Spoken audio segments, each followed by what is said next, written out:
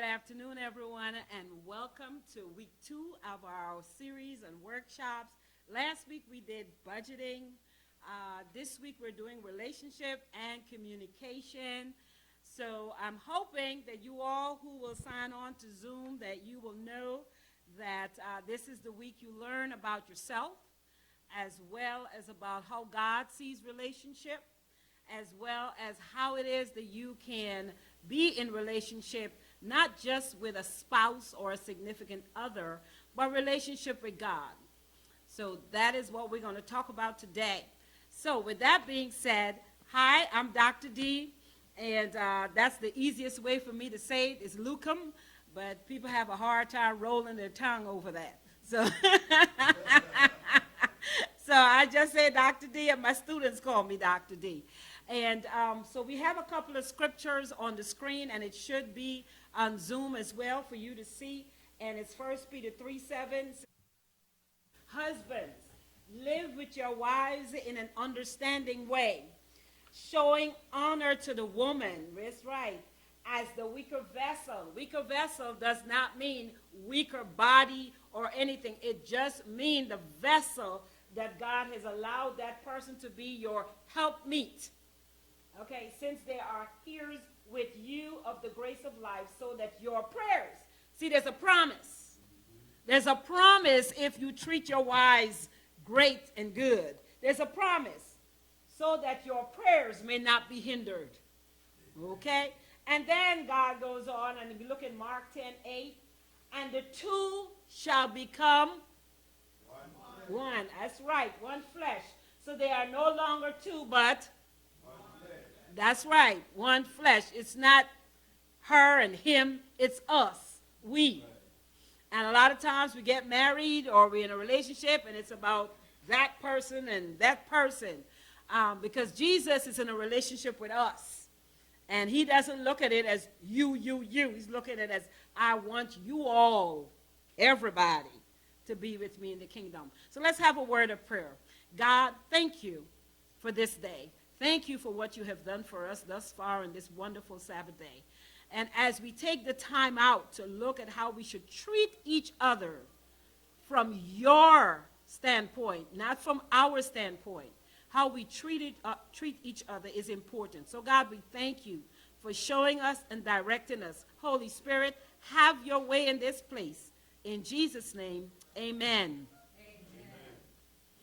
Amen. So you see the scriptures there. Next slide, please.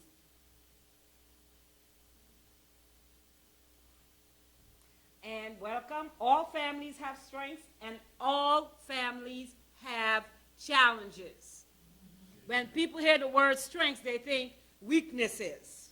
So no, there's strengths and challenges.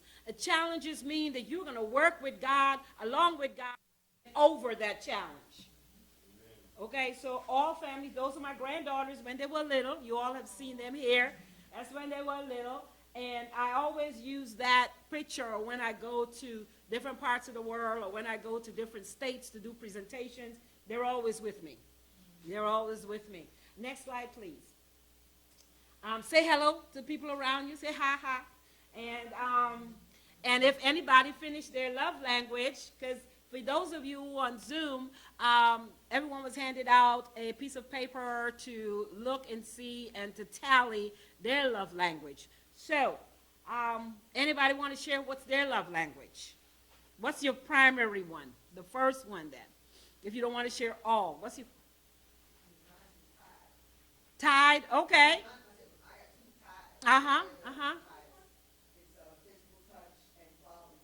Quality time of physical touch. She has a tie. Wonderful. Anybody else have something different?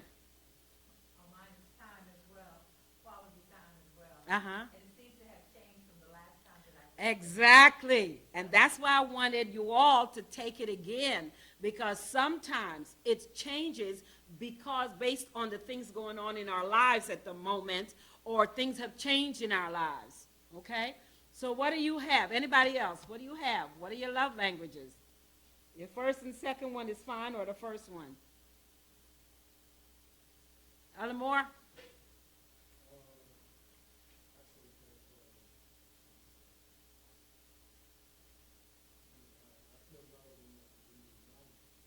Okay, so at the bottom of your sheet, it has all the A's and B's and C's should be added up separately, and then you put the number that's at the bottom of the sheet.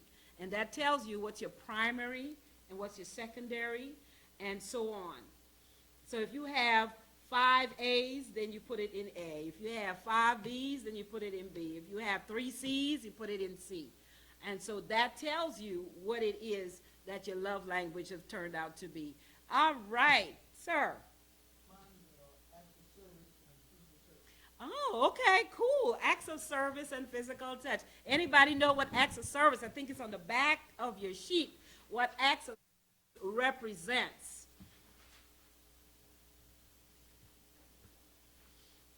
Okay, so a lot of times we don't know how to serve and work with our partners. So acts of service don't mean that he does acts of service. It means it means his wife, that's how he receives love, when she does something for him. That's how he receives that love. Okay? So that's important. And so you need to know it's not about how you do it for somebody else, it's how you receive love. Okay?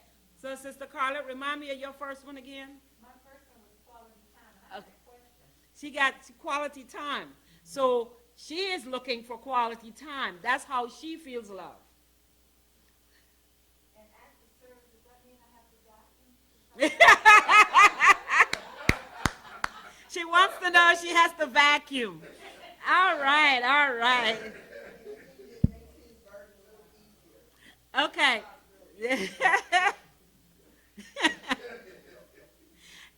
You have to vacuum for you.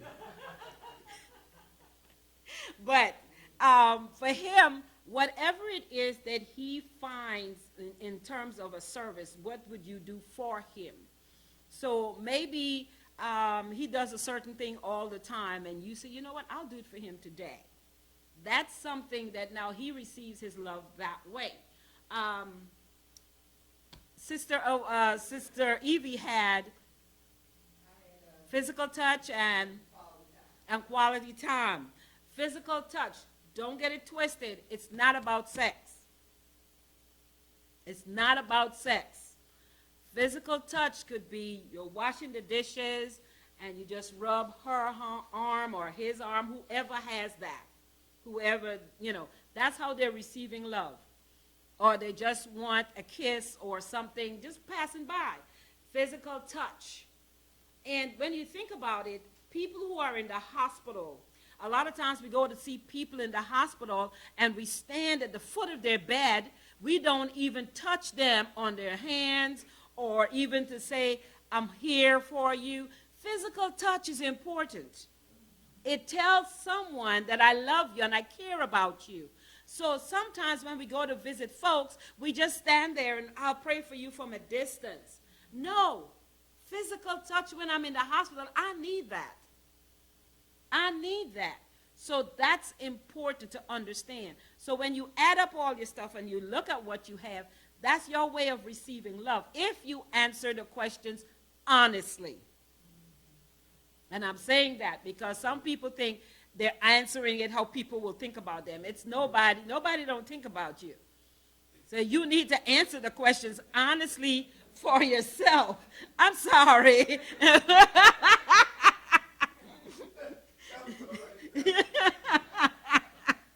No, but sometimes we start out as a young person. This is a certain way how we receive love. And as we grow, our bodies are changing. Our thoughts about certain things have changed. So how we receive the love is going to be different. It always amazes me when I hear people say, I've been married 25 years and we're getting a divorce because I can't stand him or I can't stand her. Things have changed, but you haven't even acknowledged those changes with each other. You haven't acknowledged those changes. So you think the same person you married at 19, 20, 25, whatever age, that's not the same person. Even if you married that person at 35, it's still not the same person because everyone changes. And so certain things I used to enjoy when I was younger, certain movies, I don't enjoy it anymore because I've changed. My mindset has changed. So my partner needs to know that. My partner needs to know that. And my husband, he knows that. And so we check in with each other. You know, so it's so important for you to check in. Thank you. What is the best, worst relationship advice you have ever received? Anybody? What is it, the best one you ever got, or what is the worst one you ever got? Don't show them how much you love them. Wow. Wow. Wow. And I still hear that to this day. Don't show them how much you love them. Wow. What do you think the other person is thinking when you don't show that you care? You don't care. Yeah, exactly. So does it make sense? Okay, so that's the worst one. Anybody else? Okay, to the spouse, to the person, if you're dating. Mm-hmm. Don't tell them your whole life story. Well, I agree and disagree at both points. Why? Because if I don't know you yet, I'm not spilling my whole story to you. If we are planning on getting married, there are some things you definitely need to know. Definitely. Because I don't want to be a person, I'm getting married to you, and after we get married, 2 years down the line, somebody show up and say, hey, I'm his love child. Yeah, so you see what I'm saying? Yeah. There are certain things you better say before you get to the altar. There are certain things you want to say before you get to the altar. Hey, I was married before. You want to say that. You want to see if you ever been to jail. You want to say those things. So it's not about everything. It's about when. When.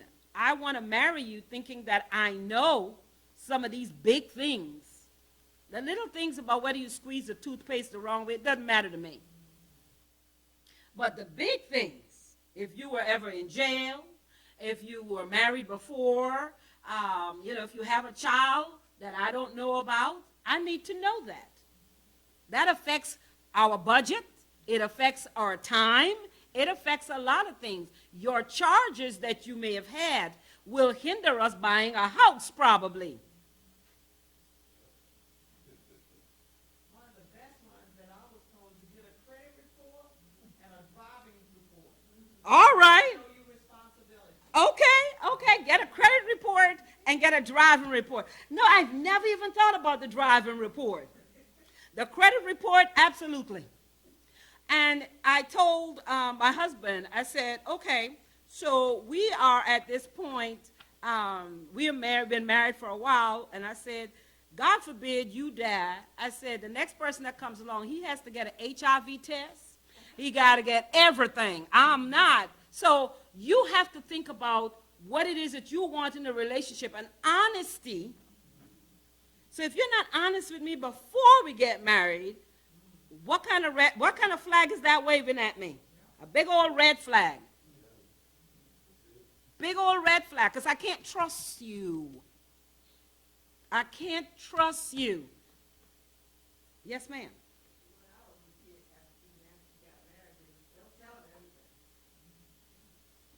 See, and that's where you get into trouble. That's where you get into trouble. And I say that because why are you with this person? Why are you married to them if you think you cannot trust them? Why are you married to that person if you think you cannot trust them? Why? Is that your own insecurities? And so we have to really think, if we are looking at our marriages on earth to be a symbol of the marriage that Jesus has between him and his church, then that means I don't trust you, Jesus. I'm going to lay it on the line today. I don't trust you, Jesus. Because if I can't even trust the person I'm laying in bed next to, how can you say you trust Jesus? because I'm laying right next to you. Okay? So we have to be honest. Be honest. Honesty in relationships. The thing of it is, if I'm just going out with you, I'll go out on a date once a month with you, we're not looking at marriage, I'm not telling you my whole life story. Because we're not intending to be married. But once you say, let's get married, then it's time to start talking about where we're going. What is this relationship going to look like? Okay, so it's so important. All right, thank you. Next one. Today we're talking about scientifically based skills that you'll use and principles, and we'll do some exercises and we'll do some interactions to help you learn and understand a healthy relationship lifestyle, and to leave here, I want you to leave here understanding better conflict management skills and how to connect and communicate. Have you ever heard the term, he or she doesn't communicate? Everyone communicates. Everyone communicates. I'm not communicating how you like it or how it's efficient or how it's healthy, but I am communicating. If you speak to your spouse and they don't answer you and they walk around the house not talking, they're communicating.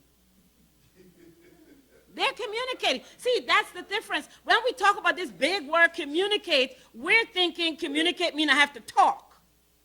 But we communicate with our body language. We communicate with our silence.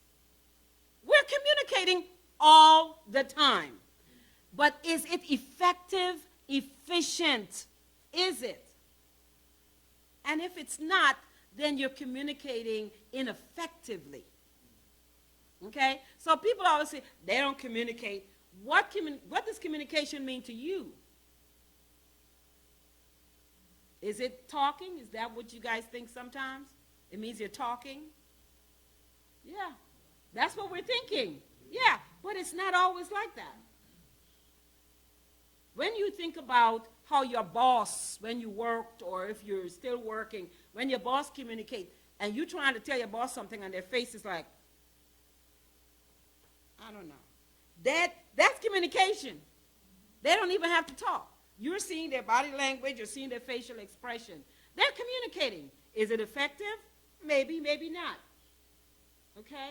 So that's the whole thing. I think that the incorrect notion that most of us have is that if it's not verbal. It's not communication.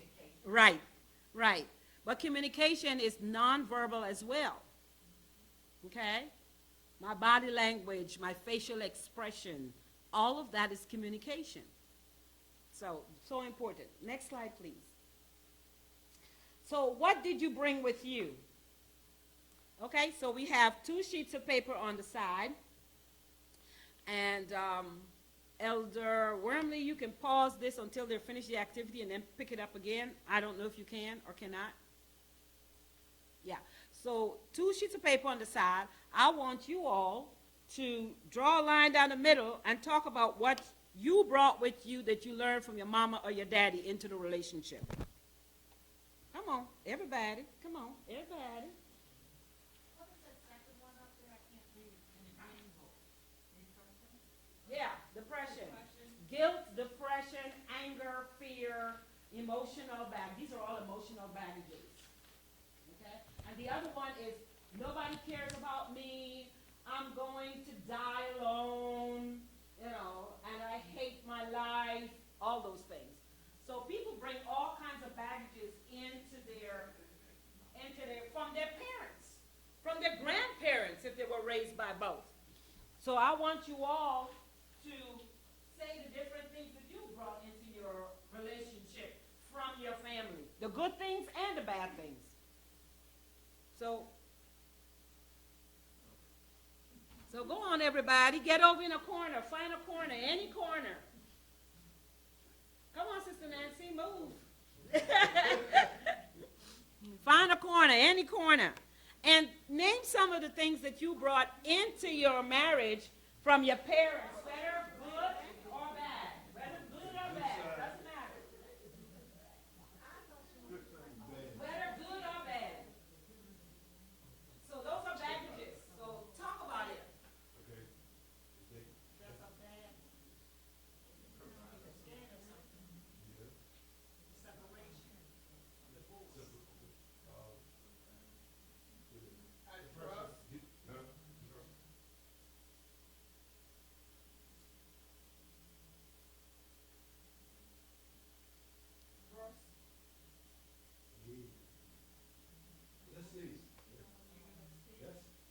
good one. Well, then that would be distrust. Yeah, right. There you go. Okay, then, so over here. Yeah, let's go distrust over here.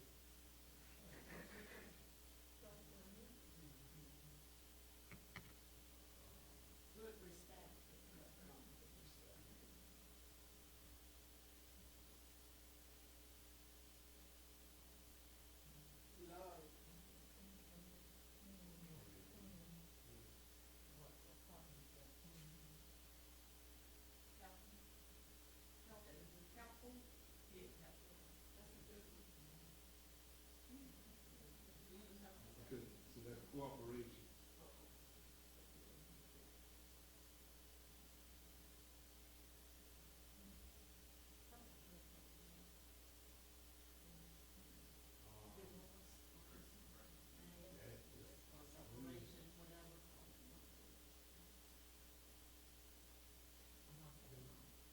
Yo, that's bad.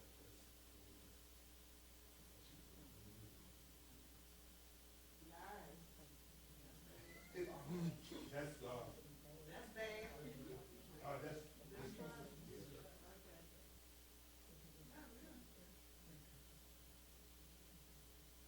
right. You put it on there. Who is doing what? I should put on Q. It's a lie, it's a lie, it's a lie. Lie. Let's see. What you think, Ms. D? Let's see.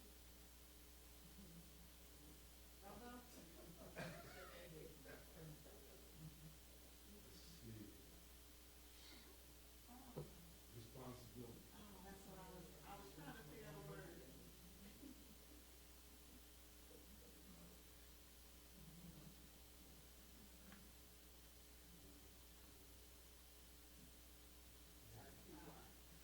Got 30 seconds left? Codependency. Mm. Okay.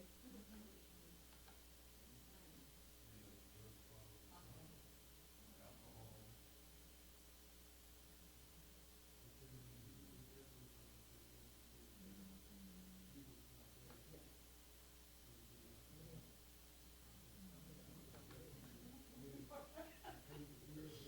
Okay.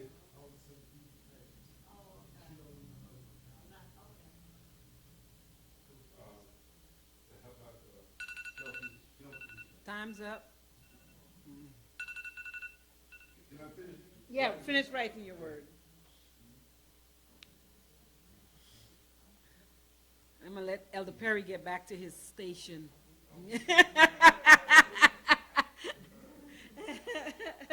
I want to make sure you are on the pole, right, so we can talk about these things. Okay. So everybody had an opportunity in the audience to write some of the things they brought into the relationship or didn't want to bring into their relationship.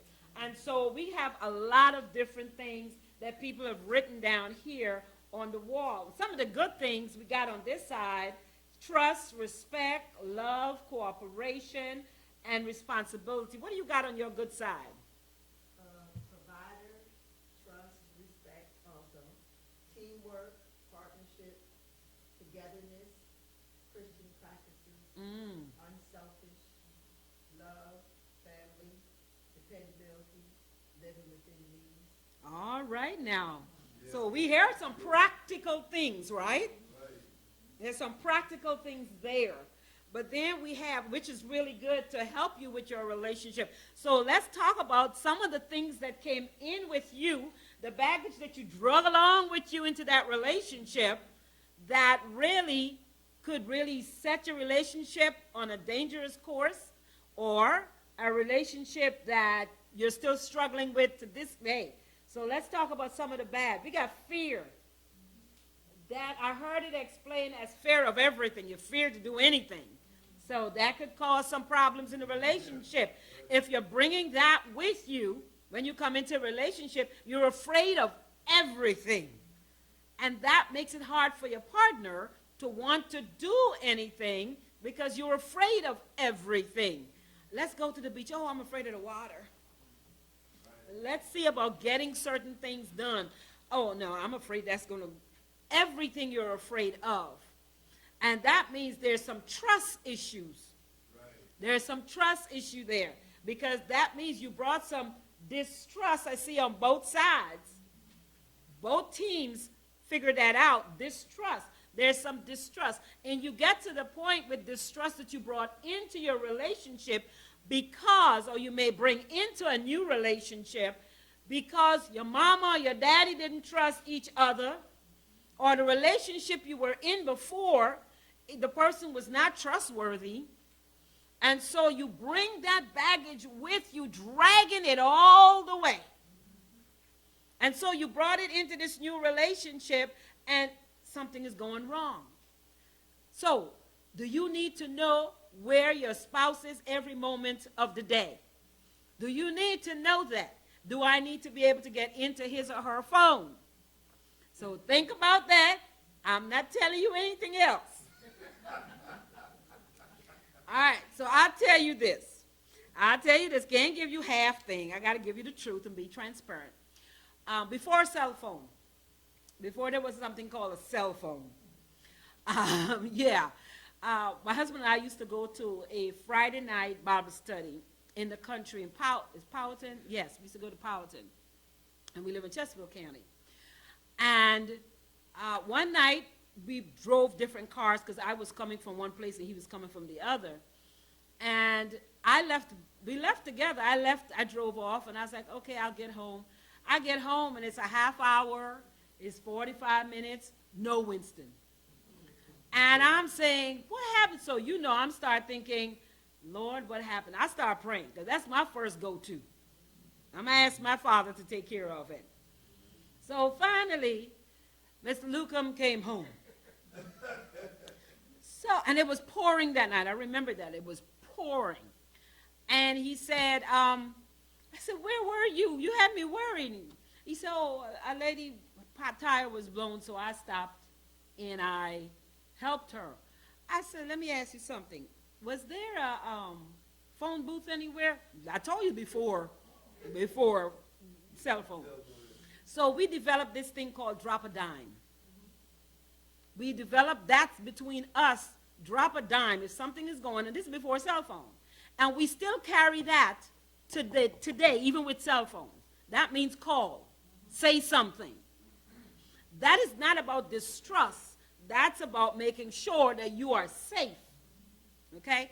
That's why I said what I said. Some people want to look in the phone and see where you've been, how long you've been, because there's a distrust there. Okay? So just be careful with that. It can bite you. And then we have guilt. You got guilt on that side as well. Okay, so both teams came up with guilt. So can somebody tell me what kind of guilt can there be coming in and bringing into a relationship? What do you think when you hear bringing guilt into a relationship? Maybe he was cheated on his wife and caused the separation. Okay. Of previous marriage. Mm-hmm. And he feels guilty because he was the cause of it. Right, And, yeah. And now he's, new relationship. Yeah, So he's feeling guilty. yeah. Yep. And vice versa. And it could be vice versa as well. Yeah. Yeah. So we bring guilt. And sometimes we bring guilt into a relation. That is a good way of looking at it. The thing of it is, if we're talking about Christianity, then they should have been coming to the Lord with forgiveness, right?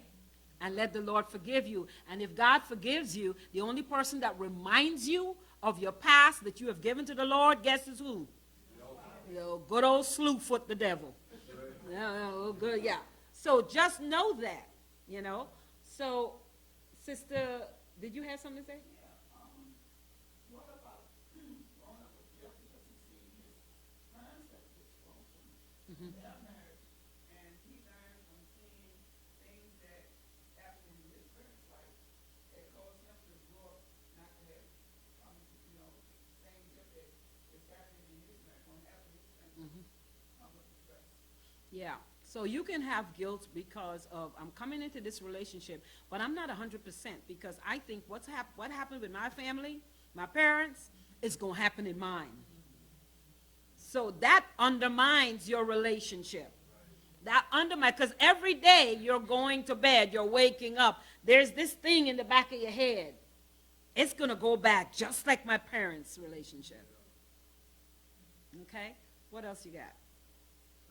Distrust, Okay, we did that, yeah. but inconsistencies. Inconsistencies. Ooh, all right. So, anybody want to explain to me why y'all came up with inconsistencies? Who said it? All right. I'm a person of my word, I Mhm. expect you to be the same way. It's, today you tell me one way, and tomorrow you just different way, or not the same all the time. Right. Um, you know, So what you brought in is consistency, but you do not want somebody else to bring inconsistency. All right, there you go. So you got, this is a balance for him. This is a balance. Okay, and that's it's a big deal for some people. You didn't keep your word. So I'm not going to, goes back to trust, right? I'm not going to trust what you say because you weren't consistent. Yes, sir.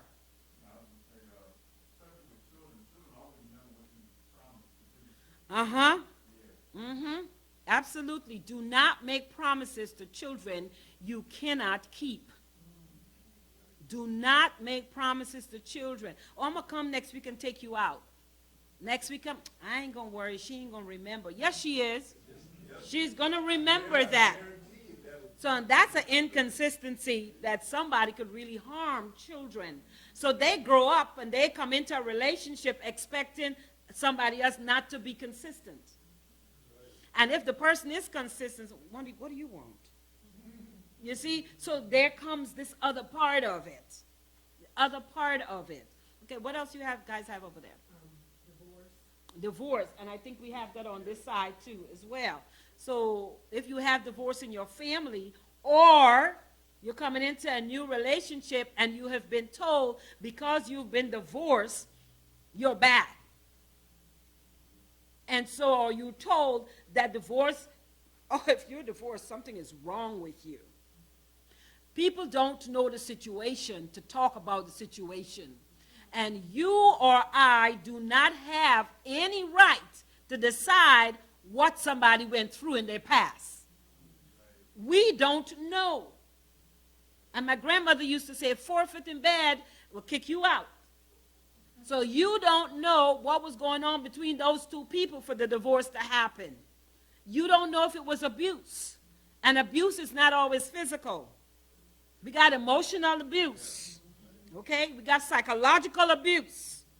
People will make you think you're crazy and doing things to make you think you're crazy. So you have to make sure that you are not judging someone because they were divorced. You don't know how the Lord has dealt with them in that. So it's none of our business to decide. It's between God and those people. Okay? And we have health issues. Okay? So, and what, selfishness? Selfishness, and we have health issues. So health issues, why is that a bad thing? That you're bringing that into a relationship? It could be bad if it hasn't been revealed. See, I was talking about that truth. Remember what I was saying? You got to tell those things. You can't wait until you've been married and that's, oh, by the way. So a lot of times the advice, because that's why I asked that question, what's the best and worst advice? And I've heard a lot of these things in the community, and a lot of those people who are saying that they don't have a good relationship. They make you feel that they do, because they hide stuff, because they already done told you the wrong things. Say it's plain. I'm going to say it plain. That's what happens. So if you don't reveal your health issues, then you have to think about that. And you have to choose, and the thing of it is, again, this is all based on the Word of God. You have to trust God. If this is a person you're going to be married to, you ask God when to reveal what you need to reveal. And then if that's the right person, they will say, okay, I'm hanging there with you. If that's the wrong person, he or she will step. And you just saved yourself a whole heap of trouble. Okay? So that's what goes on with a lot of times. So what we bring in to the relationship is we have to acknowledge that. Okay? Next one, please. Uh-oh. It's okay. All right, so this is a house. The relationship house is you build love maps, okay? And I'm going to talk about that in a little while. There's trust, and then there's commitment. Marriage is I heard some young people on ASI last night in the Caribbean. They were doing a Friday night thing for young folks, young adults, not young people, but young adults. And there were 2 single young adults and 1 married person there. And they were talking about what is love. And one of the guys said, well, I think love is not a feeling. And everybody was like, oh, yeah, love is not a feeling. And I'm watching in the chat. And I'm saying, yeah, love is not a feeling. I said, okay, so y'all putting that all in one place. You need to expand on that.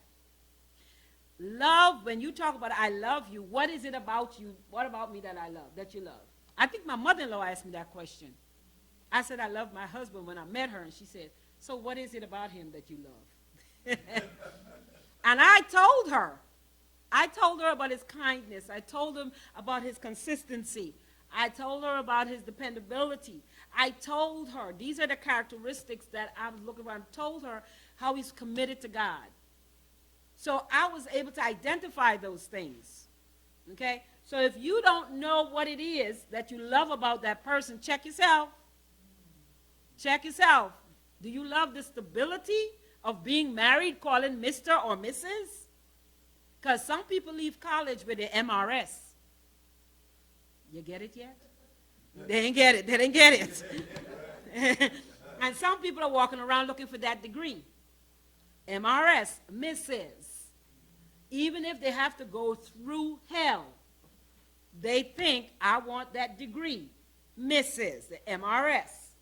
So sometimes we get that. And we need to share fondness and admiration. Sometimes we don't do that. We're going to go through that. But we don't share fondness and admiration. I'm going to show you some examples of how to do that. Okay, next slide, please.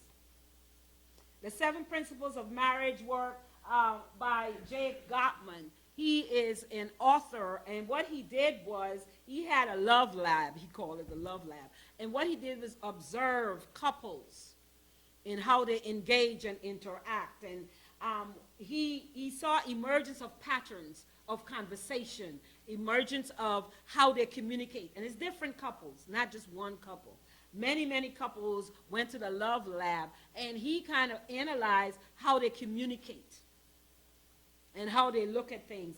And he saw the difference between the masters of communication and the disasters of relationship. He saw that as these couples communicate, he would invite a ton of couples, they would come to the love lab, and he would watch all the interaction that they had with each other, with other people, and just observing and listening to the conversation. Next one, please. And then he had looked at couple interactions, communication patterns, and the overall satisfaction of marriage and relationship. And a lot of times people ask this question, are you happy? And people say, you have to think about, do I say yes or do I say no?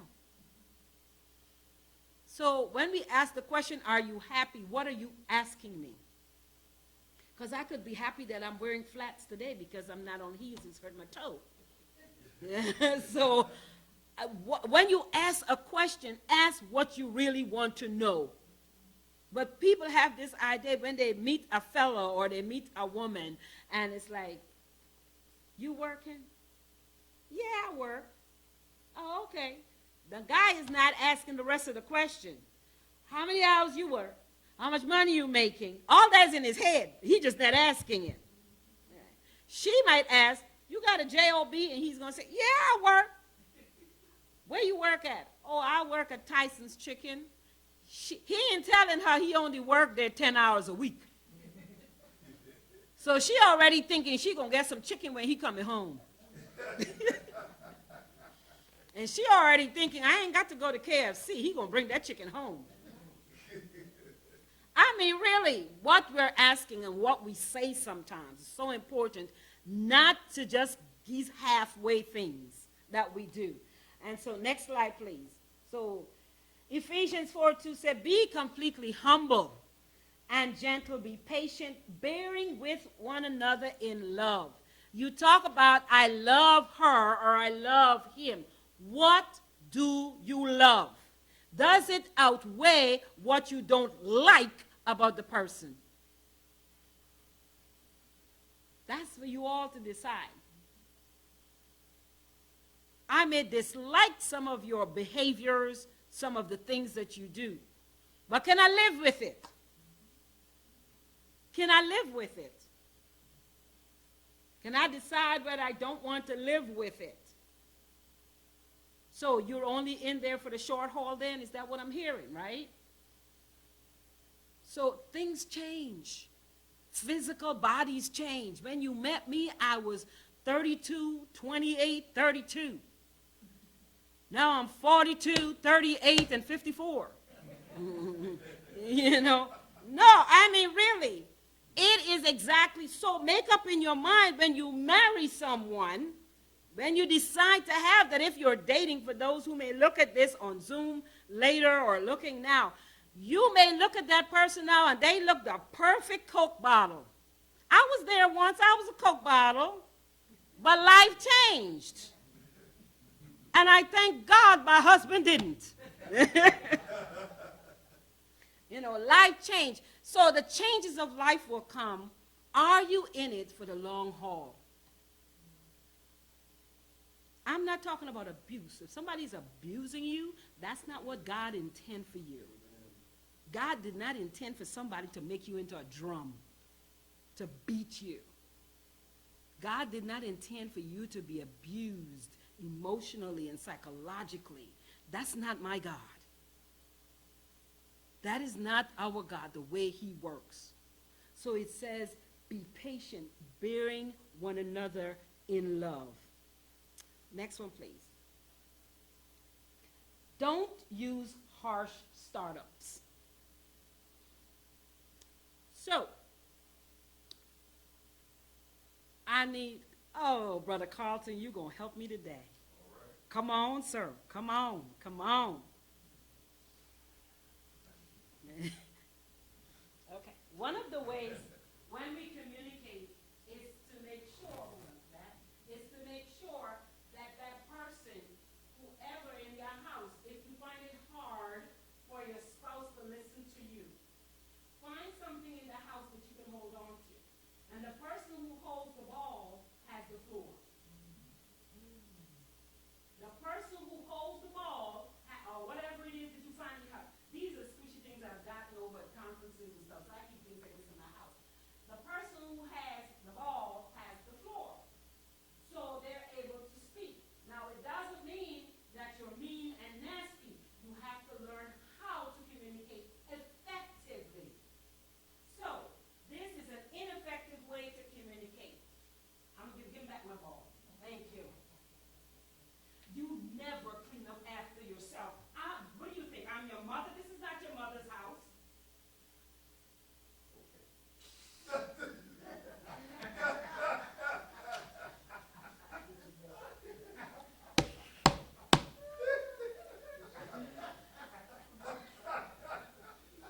I'm going to let you talk now. You scared me, Pastor. I know, I know.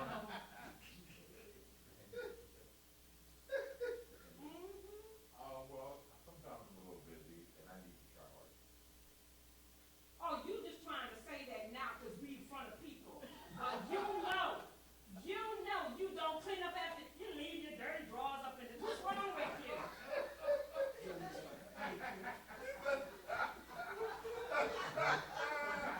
you? Is this okay? Thank you. Thank you.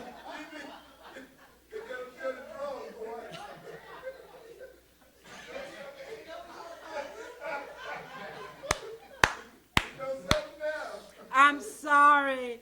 I'm sorry, Brother Carlton. But I did take acting school in New York, so there you go. I'm sorry. I can switch it in a minute. Okay, so the idea is don't use harsh words. Don't start a conversation with harsh words. A lot of times what we do, we start it off, you never. You never. And sometimes we will catch ourselves, my husband and I. And we say, it's like, nope, that's not what I meant. Catch yourself. Catch yourself. Don't start the conversation harshly. Don't start it with you never. That's not true. That is not true. And that's why the other person gets offended. The person gets offended that you said that. You know, you never do this and you never do that. That is not true. So what you've done is took a lie, heaped it onto the person, and of course they're going to get offended. They're going to get offended. So don't start the conversations with harsh words. Next one, please. Don't use the 4 horsemen of the apocalypse. And you'll find out about, that's a video, you can always go on YouTube and look it up and see it. But it's from Mr. Gottman, Dr. Gottman, and he was talking about the 4 horsemen of the apocalypse. It has nothing to do with prophecy. Nothing. Nothing. So, let me tell you what the 4 horsemen of the apocalypse said. Next one. Okay. The first one is criticism. Don't use the 4 horsemen of the apocalypse. Criticism, defining the problem as a flaw in your partner. You always, you never, you whatever, whatever, whatever, whatever. That's what we do half the time. You never tell your cousin not to come here when I'm not here. You never tell, we use these things. And so that offends the other person. So the first one is criticism. Be careful what you're saying and how you're saying things. You can get the same information instead of being critical. Say, did you tell Johnny not to come here when I'm not at home? You're asking a question. They say, yes, I did. But he showed up anyways. Because when you say you never, you're looking like if there's a flaw in me. Yeah. And the next one was defensiveness. There's a counterattack. So when you ask me if Johnny wasn't supposed to come here, I don't even know why he showed up. You didn't tell him. But, so now you're starting to make yourself look so nice about everything, and you're innocent. Really? I didn't do that. So next one, please. Thank you. See, that's when you have wonderful, wonderful clerks. Thank you, dear. Thank you, thank you, thank you. Then we have the 4 horsemen continue. Stonewalling. Failure to respond. This is part of that communication I was saying. You're nonverbal. Or you give any listening cues. I'm talking to you and you're ignoring me. Yeah. I'm talking to you, you're ignoring me. You're stonewalling. And sometimes it's an attempt to calm down before I answer you. Because if I answer you where I am right now, you're not going to like it. Amen. Okay? So there are ways to do different things. You can actually say, you know what? Give me a minute. Give me a minute. So that you can do what you need. But at least you communicated that. Okay? Then we have contempt. You're talking down, sarcasm, disrespect. I don't care really. That's the attitude. The attitude of I don't care. So sarcasm and disrespect and talking down to people. If we're doing that in our relationships, it's disrespectful. Disrespectful. There are expectations that we have when we go into relationships. What are some of those expectations you all can think of when you go into a relationship? For a man, it's respect. It's respect. What does that look like for a man? You're respecting his mission, respecting his Okay. I hate to use the word itself, but, you know. You're respecting his wishes. Okay. Anybody else? What does that look like to you, Mr. Brother Carlton, when somebody, if you say, I want to be respected? What does that look like and sound like? Okay. Okay. Okay. Elder Wormley. Doesn't mean for the partner to talk down to the man, belittling him all the time. Okay, so can you give me an example of what that would sound like? Because if we're talking to people on Zoom, later on is going to look at this, what does it mean to talk down or belittle? What does that sound like to you? Okay, calling names, name calling. Okay, so name calling. Okay. Yep. Yes. Talk. Yep. Yep. That's a big one, and that's where disrespect. When I hear people talk about want to be respected, I want to know what that sounds like and what that looks like to you, because for everyone, it's different. It's different. I think it's the way that you talk to your spouse in public. Exactly. Absolutely.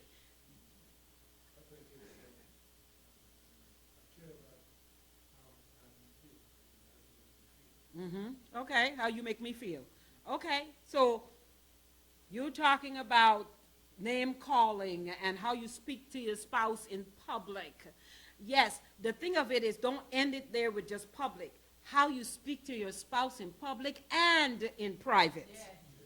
Because if you do it in private, guess what? It's going to come out in public. Amen. So if you're rude in private, it will come out. One day you will not be expecting it. Because you're doing it all the time, it comes right out your mouth in the wrong time, in the wrong place. So be careful in private and in public. My husband and I, before we even got married, we laid down some boundaries we're not going to cross. And a couple of those boundaries, the first boundary we talked about is we will not talk about each other to other people in a negative manner. He's a dog, he's a this, he's not a good provider, he's a not good lover. I'm not going to do that. I'm not going to do that with anybody about my husband. This is my husband who God blessed me with. And the same thing that he is going to do. When I met my husband, he's accustomed to being single. He was a single man. And one of the things he had to get accustomed to, and I wish he was here today, one of the things he had to get accustomed to was saying to people, hi, this is my wife, Dee. And he had to work on that until he got it to the point now he will not talk to somebody without introducing me. Because that's something we talked about. Sometimes we assume the other person knows, but how you grew up, in your mama's house, daddy's house, uncle, and however you saw people interacting is what you brought to the marriage.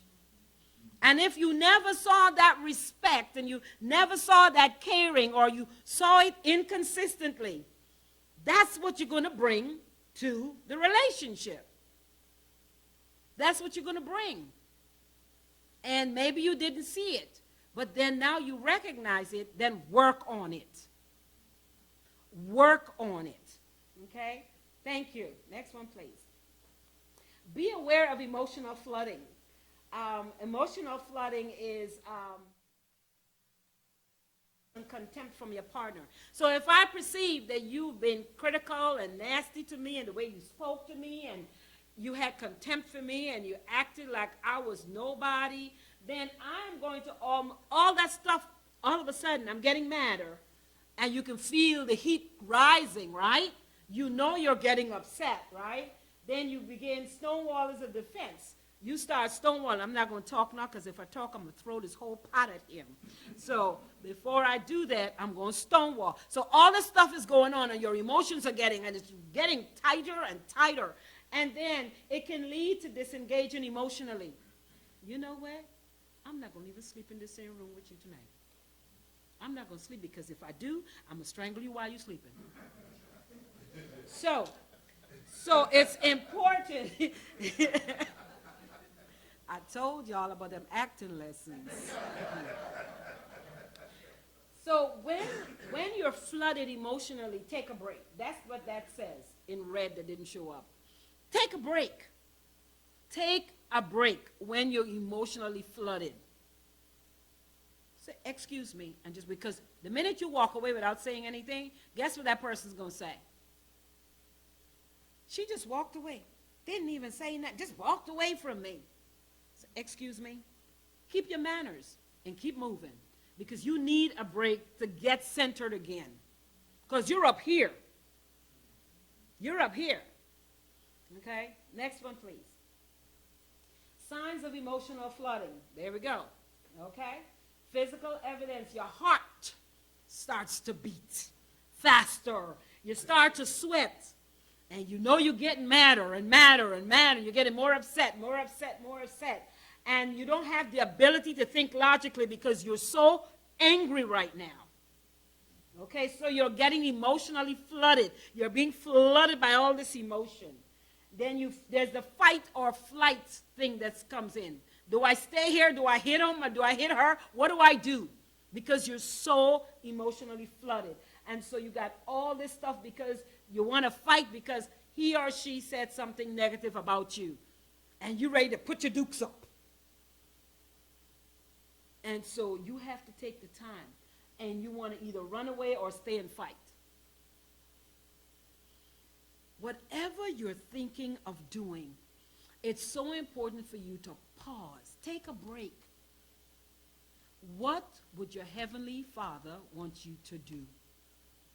And this is if you're dating or you're married.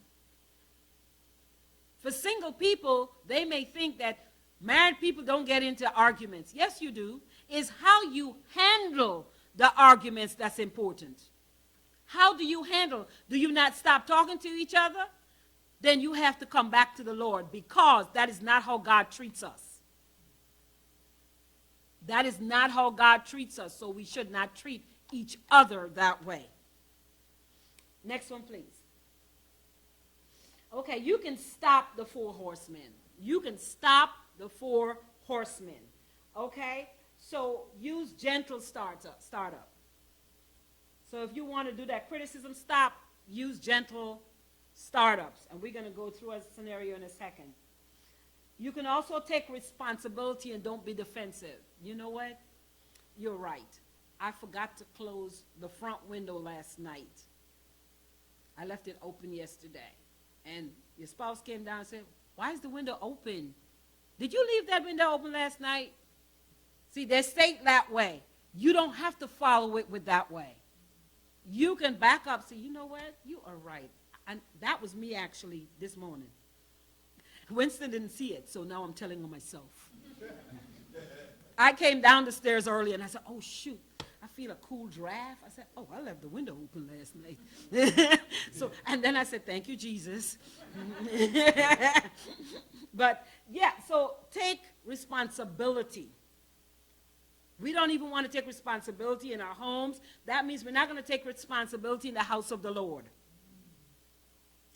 Then contempt, build a culture of appreciation. Whatever, appreciate a person for who they are.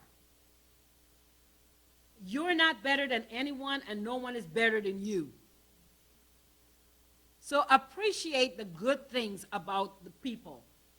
And the challenges that they have, let God handle it. And the next one, you want to stonewall. Do physiological self-soothing. That's inhale and exhale. That's physiological self-soothing. Take a deep breath. Let it out. Do it again if you need to get your body centered and balanced. A lot of time, we get so upset, we just, if I don't walk away, I'm going to do something, I'm going to do something. And you keep saying that and you do something silly. It's happened. Sometimes I see people fighting. I'm like, before they fight, I say, in my head, I'm going, you need to walk away. You need to walk away. And then I see, all of a sudden, boom. I said, see, I knew it was. You need to walk away. Because you can see people's body. If you look at people's body, you can see their facial expression. You're paying attention. You won't stand there and fight. You just go your way. Next one, please. Okay. Turning a criticism into a complaint.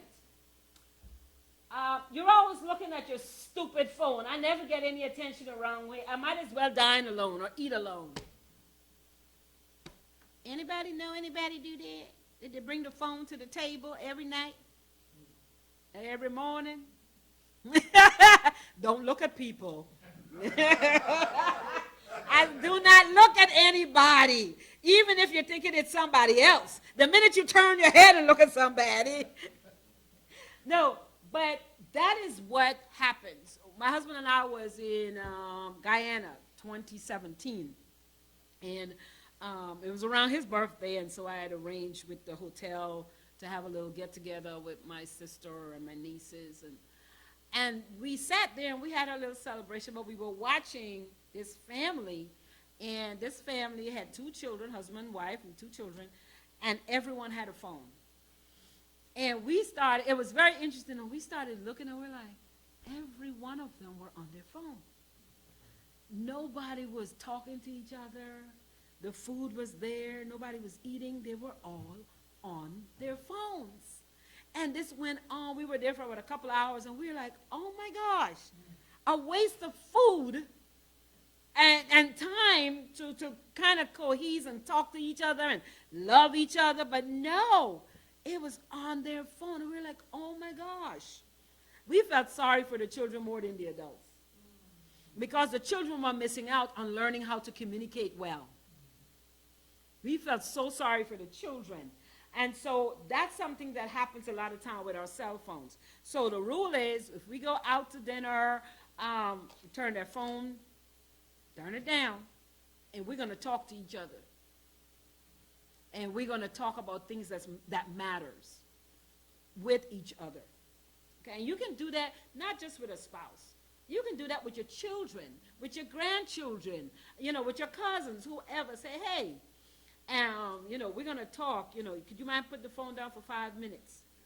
Oh, yeah, I can do that. But then are you expecting a call? No? Okay, so let's talk. Because the conversation, people don't know how to conversate anymore. They don't know how to have a conversation. If I don't have the phone, I can't speak with you. Next one, please. So, there's a formula for a complaint. The formula is, you talk about the situation and not about the person. When blank happens, whatever it is, okay, I feel blank, your feelings, okay? It would really help me if blank happened instead, okay? So, for example,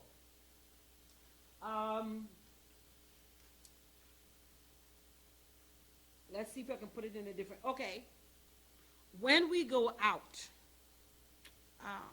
to dinner, I feel disrespected, or I feel that you're not with me when we're eating dinner and you're looking at your phone. It would really help me if you put your phone away while we're eating together. It's about you. The minute you start saying you, all this is coming back at you. Okay? Stop pointing that finger, everything's coming back at you. Okay? Next one, please. Let's follow the trail. Remember, so this is the complaint. This is the way you would state it.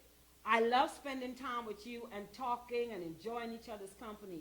See, I underlined the when. When we are together and the phone becomes the focus, I feel unimportant and ignored. See, you're identifying what that when is and what you feel. It would really mean a lot to me if you could focus on our conversation when we are alone together.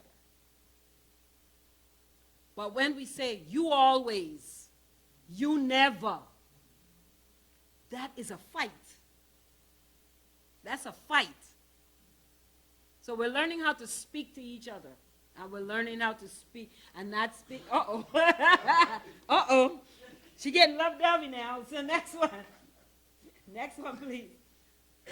So let's build a strong foundation. Remember the house that I showed you? The bottom line was a love map. And then the second one was learning how to, show appreciation, share fondness and admiration, and then turn towards instead of away. So let's build that love map. What does that look like to change things for us? Next one. Love map is a detailed knowledge of each other's world, strengths, connection, and creates shared meaning and increases tolerance for handling conflict. It's looking at the past, the present, and the preferences. There's some things that are preferential. It doesn't mean that the other person have to like it. It's my preference to pour honey over Cheerios. You don't have to like it, but that's my preference. But you know that, so when you're going to buy Cheerios, you buy a bottle of honey. Okay? That's my preference. Because it's a love map. You're saying, I care enough about you because this is not what I like, because I'm not going to eat any honey on my Cheerios. But I know this is what you like, so I'm going to buy it for you. Okay? So, and then we talk about the past. The past stays in the past unless it's necessary for the present or the future. Okay? Next one, please. Personality, love languages, we looked at that, and keep them up to date. Keep all your stuff up to date, meaning that you're always looking for ways to improve. Always. No relationship is perfect.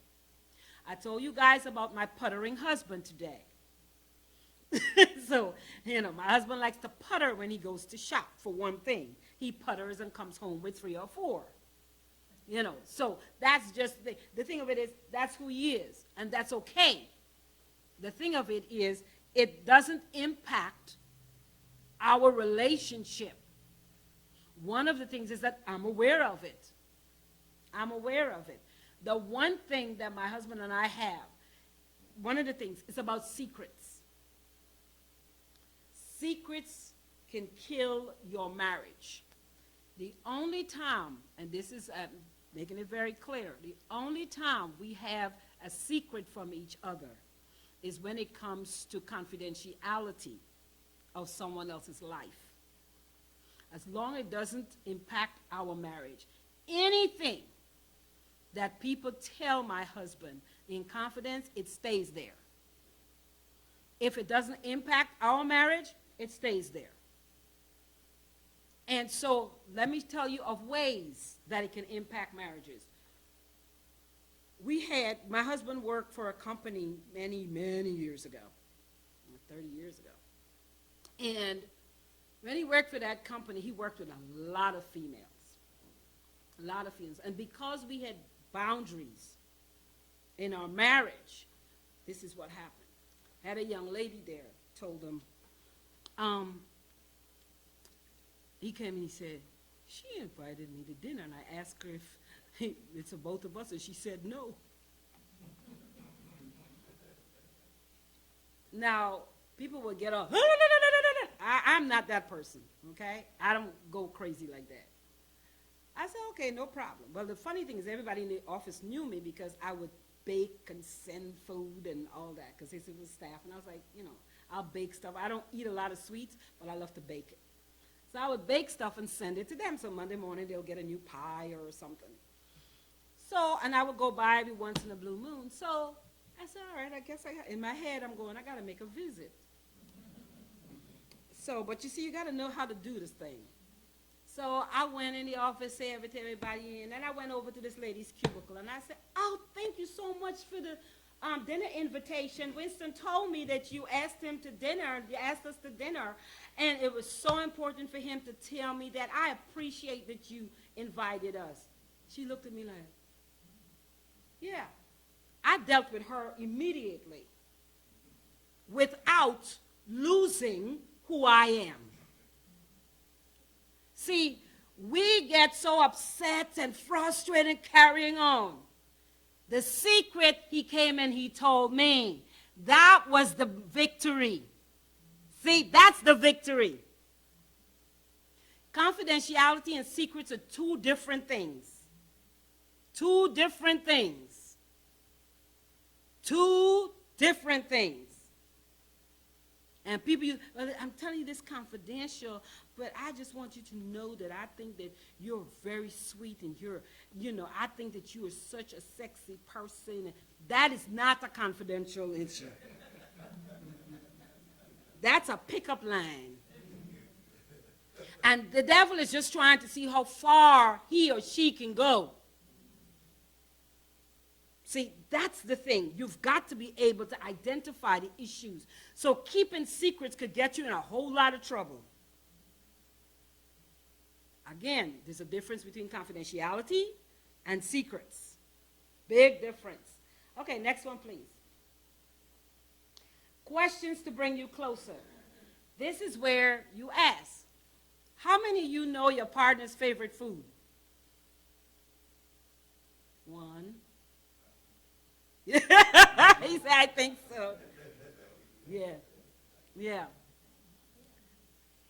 Oh, he likes you're making food and mostly curry. He just told you what he likes. No, I was asking him why he didn't raise his hand to say he knew my favorite. Which was Indian. Yes. Yeah. So you have to know, in order to be closer to each other, you have to know some of these things. What's your partner's favorite food? If it's your daughter or your son, what are their favorite foods? Some days just make it for them. Okay? Name something that makes your partner feel very happy. So think about that. Do you actually know, or do you have to ask them? And it's okay if you have to ask the question. It's okay. That means you want to know. You want to know what pleases them. So that's important. Okay? What would your partner do with money if they won $200 million? Do you know what your partner will do? Do you know your partner? Because if you don't know what your partner will do, then you need to have some conversations. You need to have some conversation. If he's going to buy a boat and leave you and move to Venezuela, you have some problems.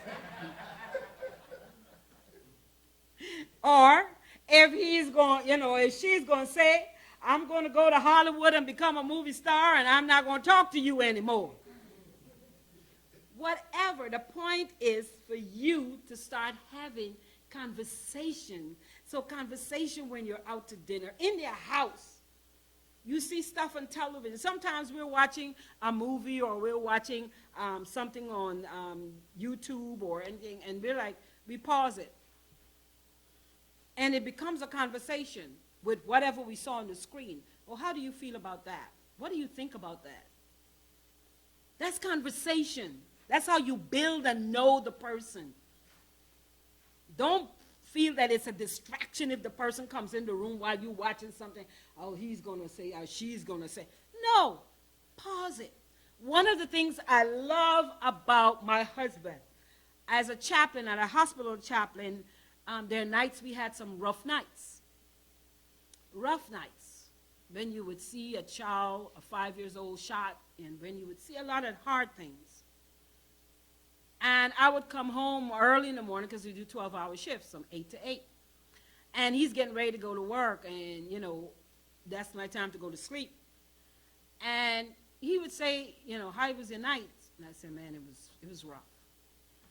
And sometimes he's watching the news, and he would take the television off. He said, sit down. And I could vomit it out in words of talking and saying, well, this is what happened, this is what happened, this is how I felt. And then he's gone to work, and I could go to sleep. Because he let me get it out. And that was important to me. And I appreciated that so much. Because I started to think, if there was another man that didn't know me, would have said, oh, well, it's like that. And just let me kind of sleep because it's going to be all in my head. So I won't be able to sleep anyways. But he let me get it out. And then I can go to sleep. So that's the kind of stuff when you talk about knowing your partner, being able to have those conversations. Okay, what is your partner's most afraid of in life? That's a big question. Because if something happens to your partner, and they can't talk for themselves or speak for themselves or do anything. What would scare them half to death when they can't do that? You need to have conversations. You need to be able to say your fears, and it has nothing to do with ego and masculinity and being macho or being a woman of, I'm a feminist. It has to do with having good relationships. That's what it has to do with. Having a good, solid foundation. That's how we're building the foundation. Okay? That's how we're building the foundation. Next one, please. Fondness and admiration. Remember we did the bottom part of the house was, don't worry about it, I'll get it later.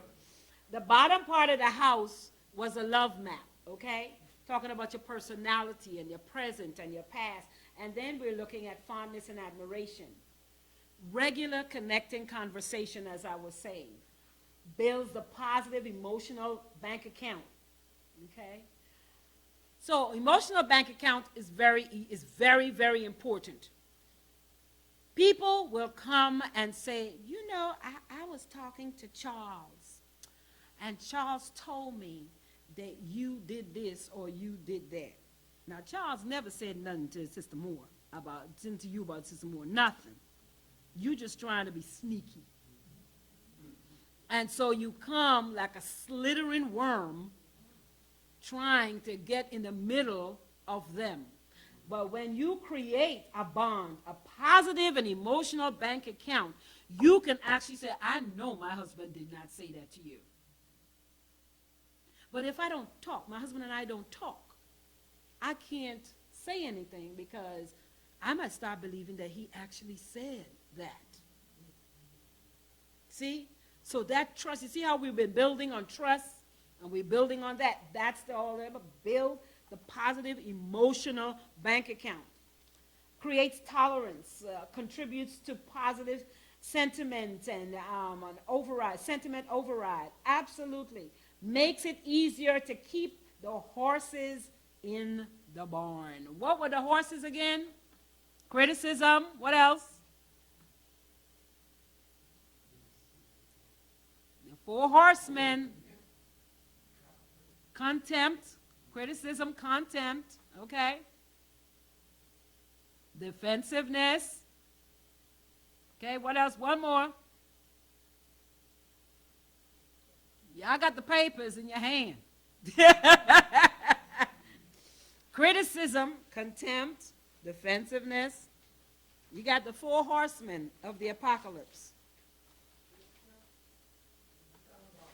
Stonewalling. That's right. That's right. So important. I want you to make sure you do not use, you're not to use the 4 horsemen in your relationship. Okay? All right. And be the teddy bear, not the prickly bear. Be the teddy bear and not the prickly bear. There are husbands and wives who have said to me, I walk into the room and she would snap my head off because she was looking at her soap opera. And Sunday he's looking at the games. And I walk in that room and he like, why are you making so much noise? Snapping. That's a prickly bear. That's a prickly bear. This is not on men's part only or women. It's both. Everybody has different emotions and reacts differently. There's a difference between reacting and responding. When we react with all our emotions and every feeling and our hands and our ears and our neck. That's the reacting. When we respond, our brain, we start thinking and how we can say this in a response instead of a criticism. Difference between reacting, this is all our emotions all over the place. And then we're responding because we're using our intellect. Even though there's some emotion behind it, we're not using all the emotions. Okay? So understand that. Next, please. We turn towards gives the message that we care, that we are interested and take turns when talking. And that's why I was talking about take turns when talking. When you're arguing, don't argue for this. You said this, and why did you say that? And I don't know why you said. No. If you use the tools when, okay? When, we talked about that, when this happens, whatever it is, and there's no you in that, there's no you in between there when we start with when. Not when you do this, okay? Because we could be tricky too. We use the when, but we pointing fingers still. Okay? And then I feel. And it's not I feel you. I feel. I feel frustrated. I feel alone. I feel neglected. I feel uncared for. I feel. I statements. Okay? And then we use the other part of it and take turns when talking again. I'm going to say that again. Take turns talking. So what do you do while the other person is talking? Okay, what is it listening or is it active listening? Okay, so who wants to demonstrate active listening with me? Come on, somebody. Somebody want to come. Who can do it? Come on. Come on. Come demonstrate active listening with me. All right. I'm going to let you talk. Tell me whatever you want to tell me. I don't can make it enough time.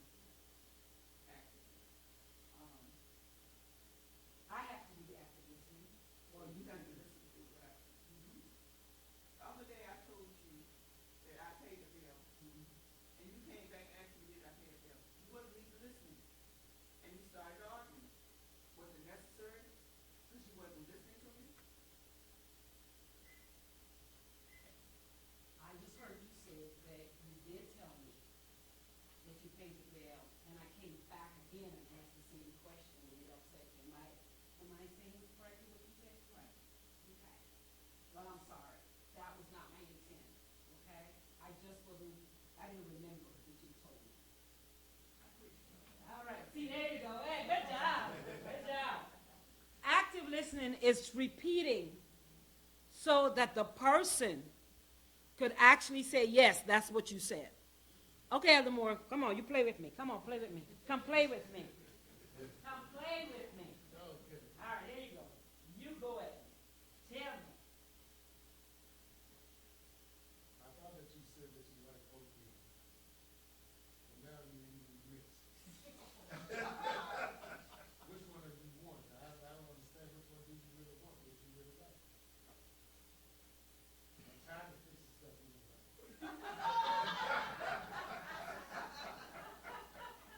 So what you're saying is you ain't gonna cook for me no more. Is that what it is? Is that what I heard you say? You say I just don't like it. Now I'm confused because you just told me that you ain't gonna make no food for me. Is that what you said? All I want you to do is make a divine wish for me. See, this is not active listening. No, and that's exactly what I want you to demonstrate to you. It's not active listening because I told him the wrong thing, what he said, but instead of correcting me, he went on a tangent. And that's what happens in real life. No, that's what really happens. What he could have said when I say you're not, what I heard you say you ain't coming with me, he said that's not what I said. I'm just asking you which one you prefer. That's what he should have said. But he wasn't listening to me. And I wasn't listening. And that's it. But that's what it's all about. This is where we learn and grow together today. Okay? This is where we learn. And this is what I'm talking about. So sometimes the information stops here. And it doesn't get to the other person because they're not really listening. They're waiting to jump back at you. Yeah, no, they're waiting to react. They're waiting to react. Wow, that was you, sir. Thank you. And that's what I'm talking about. There are times when you say something and the person saying, are you saying that so? And instead of answering the question, you went down a rabbit hole.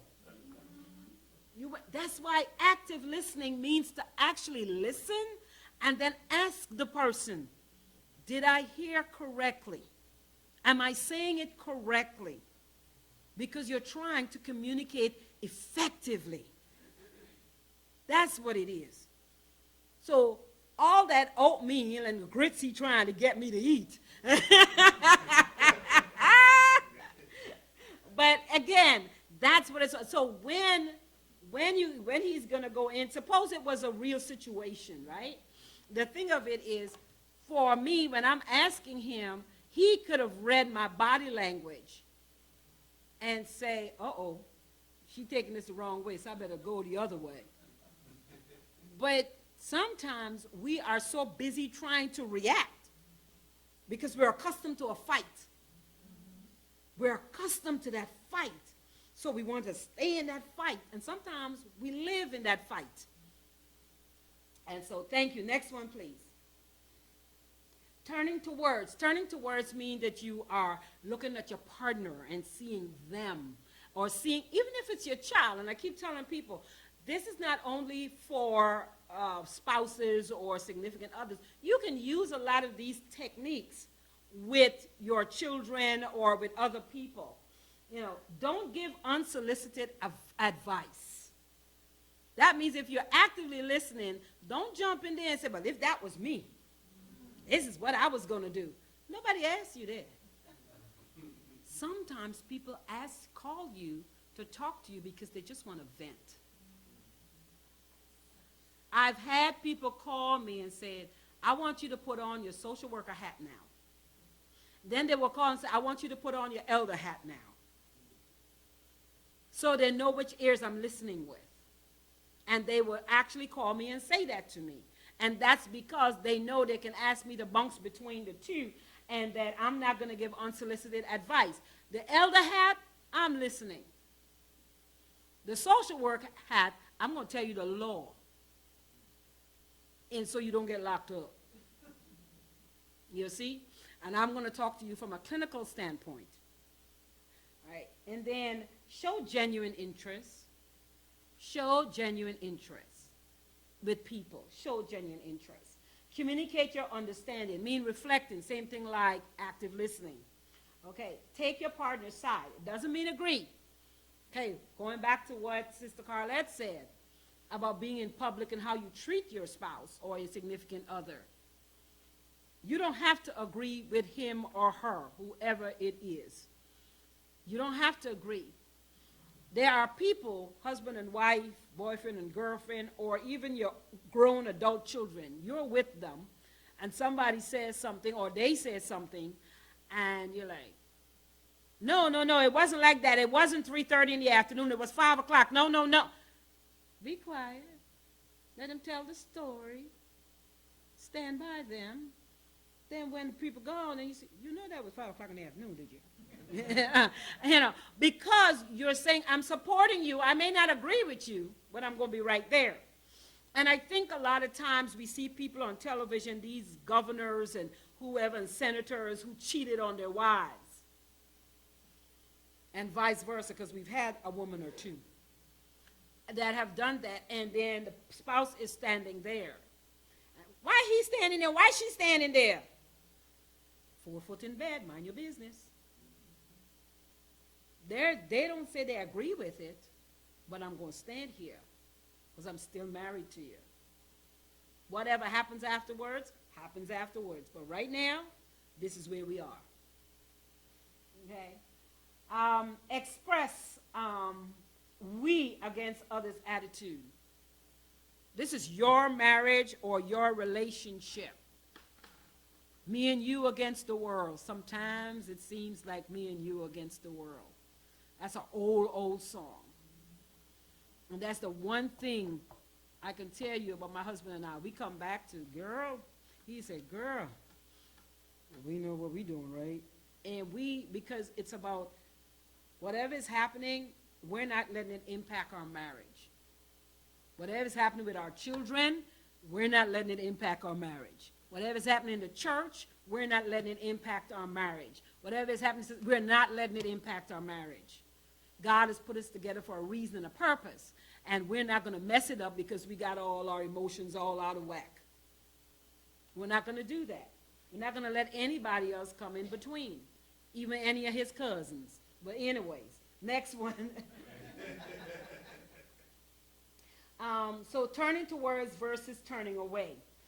Your partner's sister called and yelled at them for not repaying the money she loaned to them months ago, 2 months ago. And your partner is feeling hurt and outraged by his sister's attitude. You do owe the money, so you say, I'm really sorry she made you feel that way and angry. So partner says, she called and she yelled at me for that money. How much money I hadn't given her. So instead of saying, yeah, she just mean. She should know that we kept her. She was living over here. See what I'm saying? They're starting to fight again. And now you're encouraging them to be fighting with other stuff. You acknowledge their feelings. That's what that's all about. It's not that the sister shouldn't have yelled, but you're acknowledging that your partner's feelings. So I'm sorry she made you feel hurt and angry. That's it. You're acknowledging the person's feelings. Yeah, that's it. Next one, please. Another example, your partner got a speeding ticket on the way home. It was a speed trap. I'm telling you, them cops are out to get me. You know, all that kind of stuff. And everyone was going 80 miles. Why is it that he pulled me over? Yeah, that's going to be emotions. Wow, that seems so unfair. I can understand why you're really upset. Because if you add fuel to the fire that's already there, how does that help you? How? Doesn't. It doesn't help. It doesn't help. So what is it that you're doing to help instead of, next one, please. Q&A. Any questions? What do you got in your arsenal since you've been sitting here taking it all in? You've done a couple of exercises. So what else? What questions you have? One thing I learned is, a seminar like this, even if you've been married a long time like we have, you can always learn something. Absolutely. And get better at being a better partner Mm-hmm. for your spouse. Absolutely. Absolutely. Absolutely. And it helps you to also think about helping others. Helping others. Also let you know you don't know everything. Hey, No matter how long you've been I married, don't. you don't know everything, man. Yeah, you don't. You don't. And so just make sure that you're treating each other with kindness. With kindness. Any other questions? All right, y'all got this marriage thing done and this singleness thing done? Okay. Amen. Well, thank you all. Yes, sir?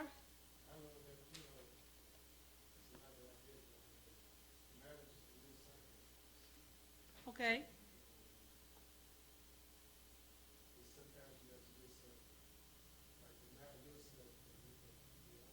That's right. Didn't Jesus do that for us? Didn't he deny himself, not being on that cross? And so for us, it is, you have to be unselfish. There are times, yeah. Absolutely. Mm-hmm.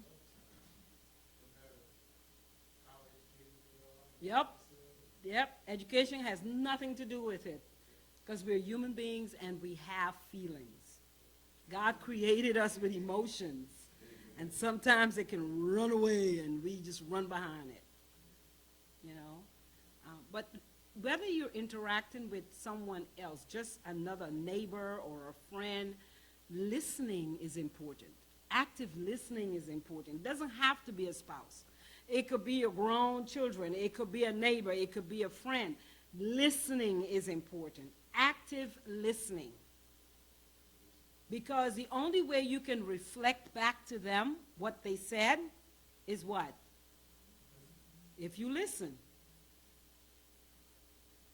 Some people, sometimes you start talking to them, they say, hold on, go back. What did you say? Because for a moment there, they didn't hear a word you said. Okay? And that's okay if people acknowledge that, hey, I didn't quite hear what you said. Can you repeat that for me? At least they're willing to communicate that. And remember, communication is not only verbal, it's also nonverbal. Any other takeaways from this afternoon? Any other takeaways? Yes, ma'am. That you change over a period. Yes, yes. You can't expect today what you went through yesterday to be the same action. Absolutely, we change. We age, and therefore our tastes and preferences change. You know? So because of that, we have to adjust, our partners have to adjust, and we have to, the same things we expect for ourselves, our partners are also expecting. They're expecting kindness. They're expecting love. They're expecting someone to listen to them. The same thing you expect. That's why I asked the question, what does respect mean and what does it look like? For each person, it's going to be different. I hear the teens use that all the time. Man, he disrespectful, he ain't respect. So what does that mean? And half the time, they cannot tell you what it means. They've heard the word, but they don't know what it is. So ask yourself, what does respect mean to you? And then go from there. And ask your partners, even ask your children, what does it mean for you? What does it mean to you for that person to respect you? And they have to search for the words to explain it because they hadn't thought about it. They hadn't thought about it. All right. You know, it's important for your spouse to know what your idea of respect is. Exactly. That's why I say ask. You have to ask that question. You have to ask that question. Respect means different things to different people, depending on where they were brought up, how they were brought up. But thank you, everybody, for being here. We are going to hopefully see you next week at the parent.